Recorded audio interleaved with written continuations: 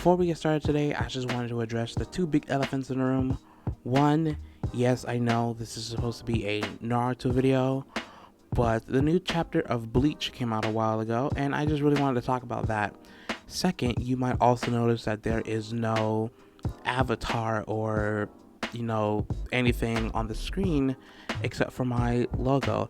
That is because your boy has been working on a new avatar to be talking or moving while I'm talking, because I was looking at the old one and I just can't look at it without cringing anymore. I drew that a year ago on my phone. It's disgusting. I want a new one. So that's mainly the main reason why this video took a little bit longer to make, because I've also been working on that while I've been working on this. So maybe in the next video or the video after that, you will definitely be able to see the new look that I got. Before we get into the actual meat of the video, I should probably take a little bit of time to explain what Bleach is for people who haven't seen it. Bleach was a manga series that ran from August 7, 2001 to August 22nd, 2016. And it had an anime that ran from October 5th, 2014 to March 27th, 2012. The story was about a character named Ichigo Kurosaki who, in order to save his sister, gets the powers of a Shinigami or Soul Reaper from a character named Rukia. He does this to save his family from Mahalo, an evil soul of a deceased person who harbored great evil or resentment in their life or even in the afterlife. And as of a couple weeks ago, on August 9th, Tite Kubo, the author of Bleach, released a supposed one-shot of Bleach. It's kind of like supposed to be like a short continuation of it. And this got a lot of people excited because Bleach ended 5 years ago. And the way this one-shot leaves off leaves many to suspect that this isn't just a one-shot. It's actually going to be a continuation, a new arc for the Bleach anime. So I just wanted to talk about that today because I myself am a huge fan of Bleach, and I just want to talk about why I like it and what I think the chapter or how Bleach can move forward with the stuff that has been established in this one-shot. So thank you all for sitting through this pretty long intro, and without further ado, please enjoy the show. So growing up, Bleach was one of the first anime I was ever exposed to. The very first one that I was exposed to was definitely Dragon Ball Z. Watching Bleach, one of the things that drew me to it was the main character of Ichigo Kurosaki, because his goal in life was very different than most shonen anime protagonists. He didn't want to become the strongest warrior who ever lived. He didn't want to become Hokage. He didn't want to find the One Piece or go find his dad. The only goal Ichigo wanted and fought for throughout the anime is to just have a normal life and to make sure that his friends and family were safe. This makes Ichigo a passive character, meaning that a lot of the conflicts that happen throughout the show are thrust upon him and he reacts to them. He doesn't go out seeking adventure. Adventure comes to him. And I do like that in a sort of way, and Kubo does make it work for what it is.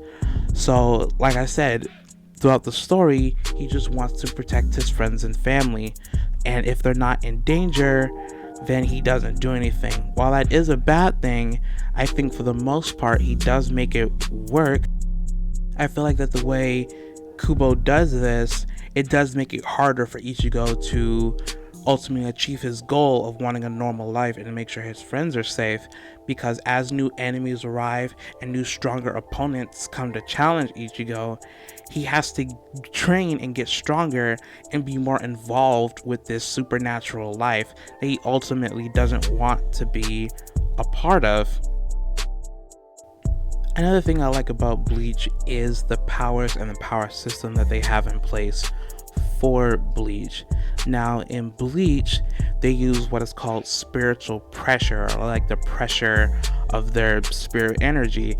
So it's basically like the ki or chakra or the nen of the series. And a lot, if not all, the characters use swords in battle, and these swords are referred to as Zanpakuto. Now in Bleach, how you awaken your Zanpakuto or your magical spirit sword is that first they give you a blank sword, like a blank template sword, and over time you train with it and you pour your spiritual energy into it, and over time it will change into a Zanpakuto.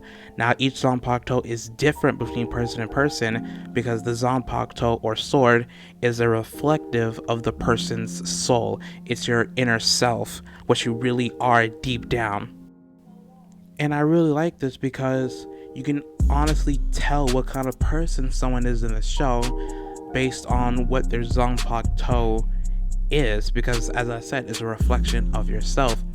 For example, Byakuya Kuchiki is very arrogant, he's very calculated, he's pompous, I guess. He holds himself in a high regard. He's kind of like how Neji was from Naruto in the beginning of, well, Naruto, and his personality is reflected through his Zanpakuto. The name of his Zanpakuto is Senbon Zakura, and it is a bunch of cherry blossoms that are actually mini razor blades, and the way he uses it, it's very elegant, it's very pretty, it's very beautiful. In the anime, all the cherry blossoms give like a pink faint glow, so it's a very pretty, beautiful, and vibrant scene, and the way he uses it is almost like a conductor orchestrating his ensemble. So you can tell a lot about his personality and how he thinks and just everything about him through his fighting style with his Zanpakuto. Another example of this is a character that goes by the name of Kenpachi Zaraki, and Kenpachi is a very battle hungry and crazed individual, so his sword reflects that. His sword is very weather beaten. There are a bunch of chips, nicks, and grooves on the side of his blade or on the edge of his blade, giving it a serrated look. He doesn't have a very close connection with his Zanpakuto or his Zanpakuto spirit, which is a reflection of himself. He just thinks of his sword as a tool to be used and not an extension of oneself. So you can also tell a lot about him through his sword and the condition it is in. Lastly, I would also like to talk about the world building for just a second. Bleach's world building revolves heavily around the Buddhist teachings of the afterlife and the circles or inner worlds of samsara. So the human world obviously represents the human world. We have the hungry realm, which is Waco Mundo, and where all the hollows live. You have the soul society, which is the heavenly realm. You have the beast realm, which has to do with Komamura and the beast realm in Bleach. You have the reverse realm, which is where the Quincy's live, and that's also reflected in the Buddhist teachings. So I really do like all the parallels that he uses from those teachings in his story. Alright, and with all that said, let's get on to talking about the actual one-shot. So the one-shot, it opens up a lot of gates about hell. So hell in Buddhism is not like the same hell it is in like Christianity or anything. There are actually levels to it. So what we find out in the chapter, also heavy spoiler warning, spoilers ahead, for Shinigami and anyone whose spiritual pressure is too strong to return to the soil of the Soul Society, they are cast down into hell. So the Gote 13, for what I'm assuming to be thousands of years, has been using hell as a spirit energy or Ryatsu dumping ground for all of their dead captains and whatnot. And I mean, I get it, like why they would do that, but again, like why? So a returning character comes back in this chapter. Silaporo Grants, one of the Espada. I think he was number 8. Yeah, he number 8. He comes back and he talks about, yeah, you guys have been sending all your friends and family down to hell, and now that you guys have done that, there is so much Reiatsu and just strong spiritual pressure from the inside of hell that it's actually forcing the gates of hell open and allowing all of these weird giant hollows to come out. And so a lot of people have been speculating that we're going to see, like, you know, Unohana, all the different Kenpachis. We're going to see Yamamoto, and that is just so cool. And I'm just so happy that Bleach is back, because, you know, anyone who read Bleach, the ending was kind of, it wasn't exactly the best. Even if the chapters were to come out once a month, I'm pretty sure a lot of fans would be just happy that they get to read and review Bleach just like in the good old days.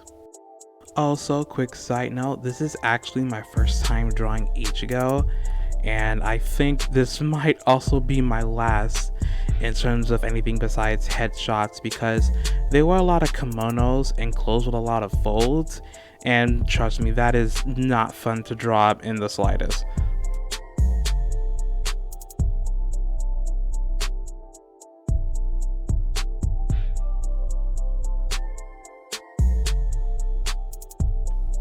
Alright everyone, and what did you guys think? For those of you who have never watched or seen Bleach before, has this video convinced you to go read it or watch it? I hope you guys watch it. Bleach is a pretty good show. It's not like the best by any means, but it is a solid B+ in my opinion. So if you just want to, you know, check out a new anime or, you know, do some reading, I highly recommend Bleach. And to those of you who have read Bleach, what did you guys think of this latest one-shot? If you haven't read it, I'll make sure to post it in the description down below. And yeah, next week should be my new Naruto video. And thank you all so much for watching, and I hope you all have an amazing day today.